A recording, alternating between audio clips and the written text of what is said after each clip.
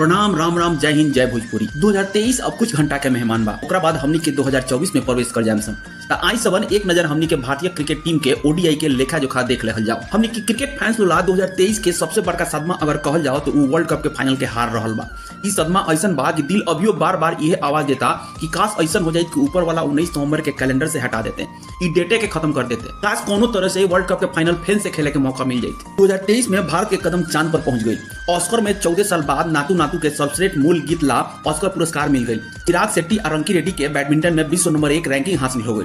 ये सब भइल मगर क्रिकेट वर्ल्ड कप के कोहिनूर हमनी के हाथ से छिटक गई। खैर ई गम तो अब जिंदगी के साथ चलते रही, लेकिन एकरा बावजूद ओडीआई में भारतीय टीम के प्रदर्शन पूरा साल बेहतरीन रहल बा। साल के शुरुआत में श्रीलंका न्यूजीलैंड से घरेलू सीरीज जीतला के बाद वेस्टइंडीज में पटखनी दहलस भारतीय टीम, और फिर एशिया कप में जीत हासिल करके अपन सर के ताज में एक और उपलब्धि हासिल कर लेलस। 2023 के कैलेंडर ईयर में कुल मिला के टीम इंडिया 35 को ओडीआई मैच खेलस, जिसमें 27 में जीत हासिल कैलस, जो उनकी 2003 में ऑस्ट्रेलिया के 35 में 30 जीत के बाद दूसरा सबसे बढ़िया परफॉर्मेंस रहल।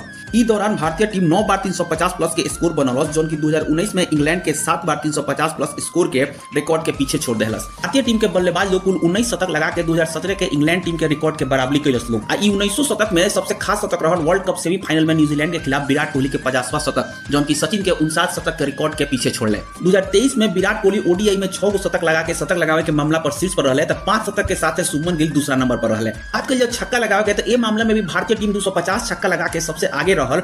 2023 में एगो नया रिकॉर्ड बना दिलस। 2019 में वेस्टइंडीज के 209 गो छक्का के रिकॉर्ड के पीछे छोड़ दिलस। छक्का लगावे के मामला में भारतीय टीम के कप्तान रोहित शर्मा के अहम योगदान रहल, जो उनकी 67 सिक्स लगा के 2015 में एबी डिविलियर्स के 58 सिक्स के रिकॉर्ड के पीछे छोड़ दिले।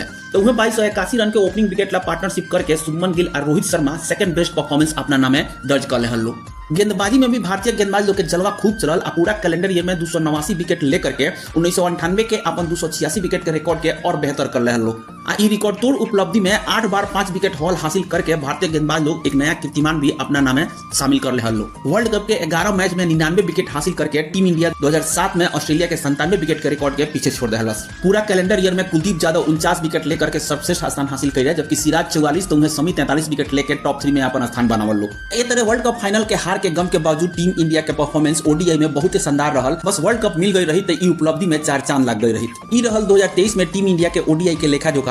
कैसन लगा रउआ लोग के ई सब जानकारी? अगर अच्छा लगा लोग तो वीडियो के लाइक करी, शेयर करी। चैनल पर पहला बार आइल बनी तो सब्सक्राइब के आशीर्वाद जरूर दे। हम मिलत नहीं हम नया साल में यह नया भोजपुरिया अंदाज में। तब तक सब लोग रउआ खुश रही, मस्त रही, स्वस्थ रही। नव वर्ष के मंगल कामना के साथ जय हिंद, जय भोजपुरी।